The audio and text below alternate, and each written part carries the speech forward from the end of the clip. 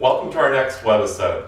We've now removed all of the acoustical ceiling, and after you remove the acoustical ceiling, what you want to do is you want to get a nice wet rag, and you want to go around and you want to wipe off any of the excess of the old acoustical and along the corners as well, because you don't want to have any little of the acoustical bumps in the corner. It gives it a nice clean effect when you go in to do your final painting.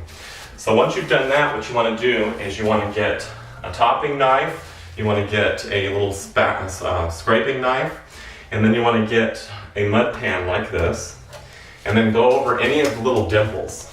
These are called dimples. Now I've gone throughout the bedroom already and have done this, but then I just want to make sure that there's no other little spots that may need to be hit. But if you don't get your what they call dimples when they hammer in the drywall, it leaves an indentation. That's what's called a dimple in the drywall industry. And then that way it'll be nice and smooth. Once you've done that around the room, you've let it set, then what you can do is you can get a topping knife. I prefer like a 12-inch topping knife. That's what this is. You can go to 14 depending on what you feel comfortable with. And what you want to do is you want to put on a light coat. You might want to thin out your topping mud. Now you want to get topping mud. It gives it kind of a yellow cast when it dries.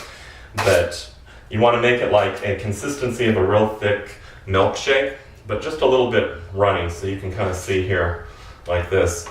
But take it on a small amount like this, start in a corner, and then move out, and then just kind of get where the old tape line was, because you'll have a little bit of a tape line.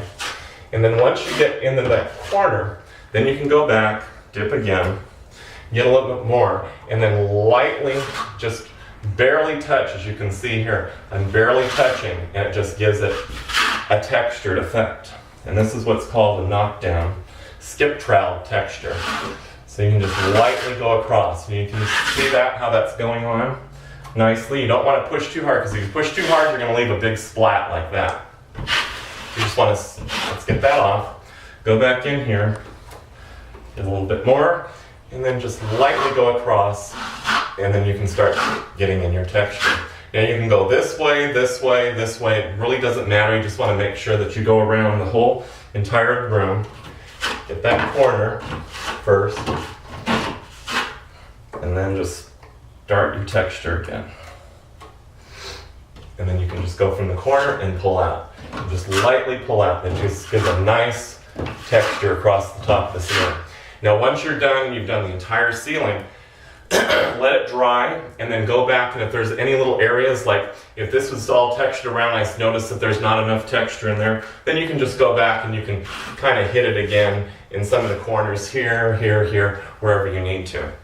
Now once the texturing is all finished, what you want to do, take your drywall knife, and then just go around and just do a light scrape. So any little chunks or anything, like there's a chunk going to dry here, you just want to kind of get those off and just kind of go around the whole ceiling, like that. Like very similar like what we're doing when we're taking off the acoustical. Just kind of lightly scrape it.